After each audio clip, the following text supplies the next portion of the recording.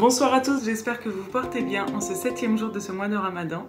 Et oui, une semaine s'est déjà écoulée et nous observons à quel point le temps passe très vite. Hier, je vous avais posé une question. Je vais d'abord répondre à ma question quiz et vous proposer le programme de ce soir. La question quiz d'hier était la suivante. Combien de temps passe-t-on à dormir en moyenne au cours de sa vie? La réponse est flagrante. Nous passons en moyenne un tiers de notre vie à dormir. Les êtres humains ne sont pas égaux en ce qui concerne le sommeil. Il y a des êtres humains qui peuvent dormir seulement 3 heures par nuit et ne pas du tout être fatigués durant la journée, quant à d'autres qui sentent le besoin de dormir minimum 10 heures. En ce mois sacré de Ramadan, je conseille vivement à tous les musulmans de ne pas passer leur journée à dormir. C'est un mois qui passe très vite et nous devons profiter de chaque instant pour remercier notre Créateur. Concernant le programme de ce soir, nous continuerons avec un épisode sur la vie du prophète sallallahu alayhi wa sallam. Ça va être une année très difficile et surtout très triste pour notre prophète. Nous continuerons avec la vie de Wangari Maathai, qui est une militante écologiste. Nous allons encore écouter une petite histoire sur un verset du Coran et nous terminerons avec une citation de Jean-Paul II aujourd'hui. Je vous souhaite un bon programme. Hier, nous nous étions arrêtés au moment où Utba bin Rabia proposait à notre prophète de devenir roi en échange d'arrêter de répandre sa religion. Voyons la suite. Parmi les Mécois, certains pensaient tuer le prophète. Abu Jahl a même défié 100 chameaux pour cela, mais personne ne voulait affronter cette mission. Sauf une personne, non pas pour les chameaux, mais parce que Mohammed influençait de plus en plus de personnes vers sa religion. Cette personne était Omar ibn al-Khattab. Ce dernier, étant très en colère, prit le chemin pour le tuer. L'un des compagnons, Nuaym, secrètement converti, essaya de l'abandonner de cette décision. Omar, très en colère, « Ne me dis pas que tu es l'un des convertis !» Nuaym, essayant d'esquiver, « Pourquoi t'occupes-tu de moi? Contre ta sœur et son mari d'abord. » Lorsque sa sœur Fatima, son beau-frère et un compagnon apprenaient le Coran, Omar les a entendus et frappa fortement à la porte. Fatima se précipita pour ranger les feuilles et ouvrit la porte. « Que lisiez-vous » s'écria Omar. Sa sœur essaya de le calmer, mais se prit une gifle. C'est alors qu'elle affirma leur conversion. « Oui, nous nous sommes convertis. Tu peux nous exercer la torture que tu souhaites à présent. » Et tout à coup, le cœur d'Omar fut rempli de compassion, voulut lire les feuilles du Coran et accepta de prendre ses ablutions. La compassion déborda de son cœur et coula à travers ses larmes. La conversion d'Omar a apporté du courage au sein de la communauté musulmane de cette époque, car cette dernière craignait la violence et n'osait prier devant la Kaaba. Omar remarqua et fit le premier pas pour montrer ouvertement la beauté de l'islam. Son comportement avait beaucoup plu à notre prophète, et donc tous ensemble prirent le chemin vers la Kaaba. Avec notre prophète tout devant, à sa gauche, donc à votre gauche, son oncle Hamza, et à sa droite, Omar al-Khattab. Cependant, les polythéistes, croyant qu'Omar allait apporter la nouvelle de la mort de notre prophète, le virent à côté de lui, direction la Kaaba. Avec ses regards menaçant les ennemis de l'islam, Omar mit ces derniers bouche bée et personne ne put dire un seul mot. Ce fut leur première prière devant la Kaaba et le prophète surnomma Omar d'Al-Farouk pour sa force et son courage, signifiant celui qui distingue le vrai du faux. Soyons comme Omar, ne tenons pas compte du mal qu'on peut dire à notre religion et soyons fiers d'être musulmans. Malheureusement, l'impressionnement des polythéistes dura que quelques jours, car ces derniers avaient accentué la violence contre les musulmans. En raison de leur torture sans limite, une partie des croyants eussent la permission d'immigrer vers l'Éthiopie, régné par Négus, un roi chrétien très accueillant. Quant au prophète, lui, resta à la Mecque jusqu'à l'ordre des cieux d'émigrer avec le reste des croyants. Les musulmans venaient tout juste à peine d'arriver qu'un groupe de polythéistes les avait rejoignit et avait demandé à Négus de les renvoyer à la Mecque. Négus voulut d'abord interroger les musulmans pour savoir si ces derniers étaient aussi mauvais que prétendaient les Mécois. Puis il comprit que l'islam était la religion de la paix, se tourna vers les mécréants et jura qu'il ne les rendrait jamais, puis se tourna vers les croyants et dit « Vous pouvez vous installer comme vous le souhaitez, où vous le souhaitez. Vivez en paix dans mon pays. » Ainsi, Cette installation a été la première graine de la germination islamique. 7 années passèrent et les Mécois décidèrent de signer un accord entre eux pour interdire toute vente et achat de marchandises avec les musulmans.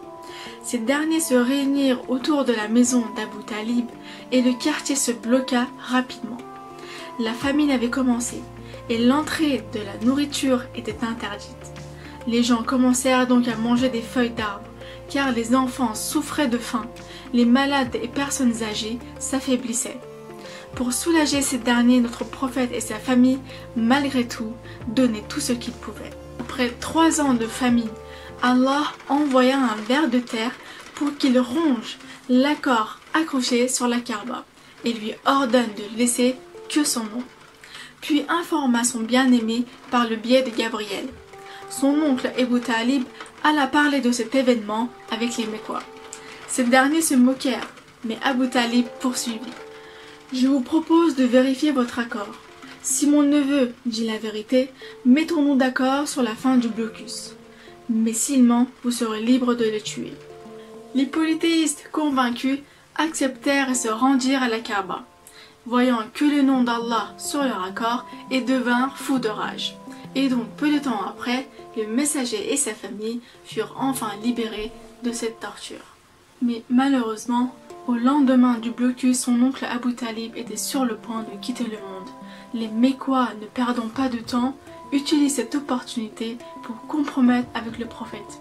Mais cette noble personne, malgré qu'il allait perdre son plus grand soutien, resta fermement attaché à sa mission. Peu de temps après, Abu Talib mourut. Et Allah éprouva plus notre prophète, puis prit aussi son épouse bien-aimée, sa confidente, la première croyante de l'islam, vers lui.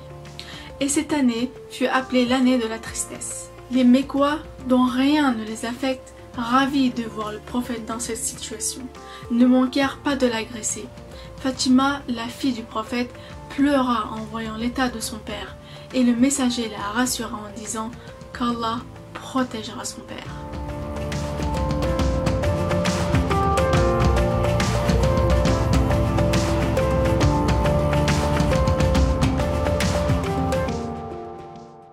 Ce soir, je vais vous raconter une histoire qui illustre le verset 43 de la sourate Baqara. Incline-toi avec ceux qui s'inclinent. Alors, c'était encore un vendredi à la mosquée. Non, ne vous inquiétez pas, cette fois-ci ce n'est pas Mahmoud avec son cool-fût, mais bien Samir pour sa fuite de la prière en communauté. Alors, c'était un vendredi, les enfants étaient à la mosquée pour apprendre le Coran. La sonnette avait sonné pour la fin des cours et les enfants précipitaient pour partir chez eux. C'est pas du sérieux tout ça. Mais l'imam, appelé l'oncle Bilal, les arrêta pour la prière et demanda à tous de se mettre en rang. C'est alors que Samir demanda « Mais monsieur, pourquoi nous allons prier ensemble? Je pouvais prier tout seul à la maison aussi. » Effectivement, tu pourrais prier tout seul aussi. Mais c'est avec la prière en groupe que tu peux obtenir des hasanats abondants. Comme le cri de plusieurs personnes s'entendra plus que le cri d'une personne, c'est de même pour la prière. Samir donna enfin raison à l'oncle Bilal, et pour qu'Allah l'aime encore plus, il se plaça dans le rang, aux côtés de ses frères musulmans. Pour terminer, j'aimerais vous partager quelque chose que mon père m'avait expliqué. En fait, c'est à propos de serrer les rangs entre nous lorsque nous prions. Comme vous le savez, de nos jours, les moquettes des mosquées sont en forme de tapis de prière. Donc logiquement, les gens veulent que le cadre où ils prient soit juste pour eux, et ont l'impression de foncer sur un mur lorsqu'ils prient entre deux cadres. N'est-ce pas? Merci.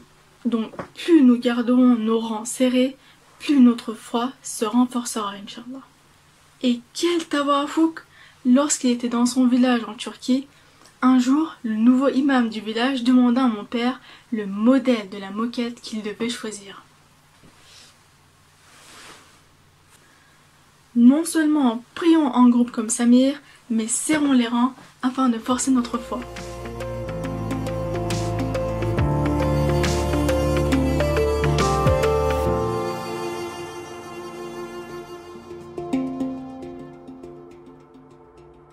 Voulez-vous connaître la première femme africaine ayant reçu un prix Nobel en 2004? Mais vous le savez déjà. Mais si, la réponse est juste ici. Eh bien, il s'agit de Wangari Maathai, né le 1er avril 1940 et mort d'un cancer le 25 septembre 2011. Maathai était une fille de paysans du peuple de Kikuyu au Kenya. Sa famille était fermier et luttait pour subvenir aux besoins de leur tribu. Maathai, l'aînée d'une famille de 6 enfants, s'occupait de la majorité des tâches ménagères et a dû prendre des responsabilités dès petit âge. Comme dans notre culture, quoi, à l'époque. Je précise bien, à l'époque. À l'époque, il était très dur d'étudier et d'intégrer l'école primaire pour les filles, mais avec l'initiative de sa mère, Maathai y parvient et ce fut un succès. Elle continue ses études et intègre le secondaire au Couvent Loreto, qui est une école pour filles à Limuru, ville de Kenya, où elle reçoit une bourse qui lui permet de poursuivre ses études. Wangari Maathai devient alors la première femme d'Afrique de l'Est à obtenir un baccalauréat en biologie qu'elle obtient au lycée de Mont-Sainte Scholastique. Elle se rend par la suite en Allemagne, plus précisément à Munich, pour l'université, où elle obtiendra une licence et un doctorat en biologie. Maathai devient donc la première femme d'Afrique à décrocher un diplôme universitaire. Elle est donc, après de longues années d'études, une biologiste et une professeure d'anatomie en médecine vétérinaire. À cette époque, le Kenya subit une importante déforestation impactant plusieurs sources du pays, ce qui cause énormément de dégâts. Et c'est pourquoi qu'à 37 ans, elle décide de replanter des arbres.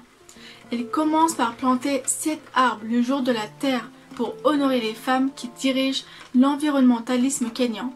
Ce mouvement soutenu par les Kenyanes à travers le pays lui a permis de planter plus de 30 millions d'arbres pour prévenir l'érosion du sol.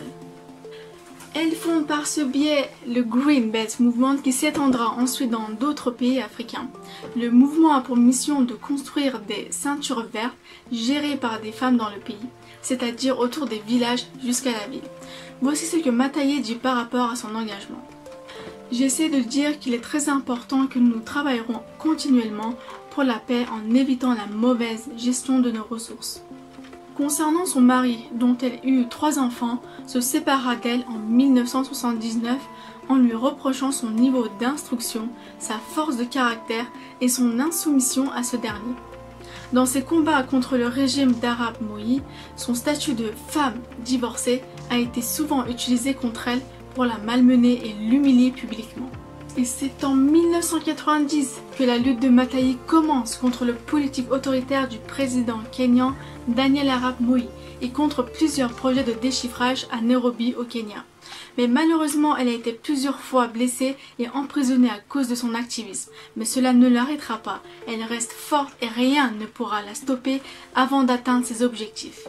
En 2002, elle est invitée au Global Institute of Sustainable Forestry, désolée pour mon anglais, à l'université de Yale aux États-Unis.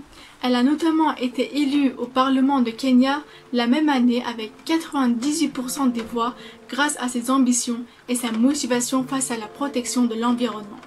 En 2003, elle devient ministre de l'Environnement afin de pouvoir réaliser ses objectifs pour protéger la planète. Après de nombreuses luttes contre l'inégalité homme-femme et son engagement écologiste, c'est ainsi qu'elle obtient le prix Nobel de la paix en 2004 pour sa contribution en faveur du développement durable, de la démocratie et de la paix. C'est pour cette raison que cette femme au grand cœur est surnommée la mère des arbres.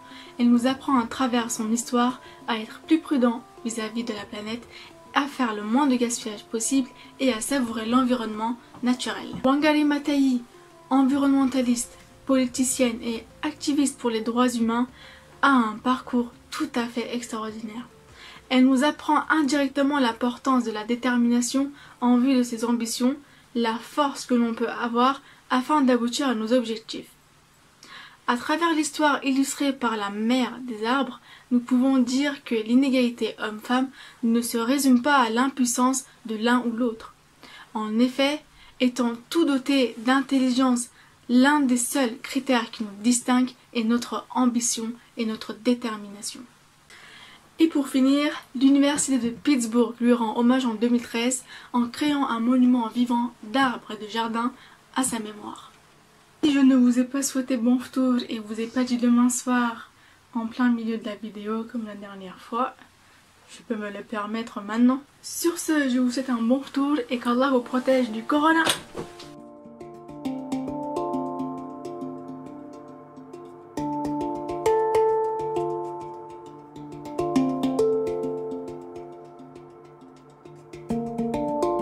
La citation du jour appartient à Jean-Paul II, extrait du discours de Casablanca le 19 août 1985.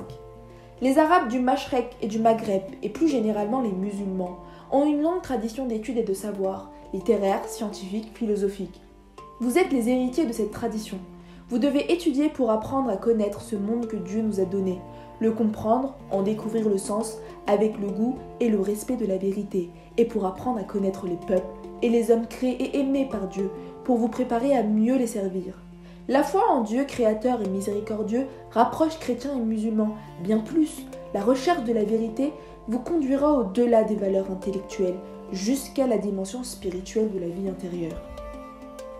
Jean-Paul II est un prêtre polonais catholique né en 1920 et décédé en 2005. Son règne en tant que pape à l'Église catholique débutera en 1978 et finira en 2005, période s'étendant sur 26 années, 5 mois et 17 jours pour être précis.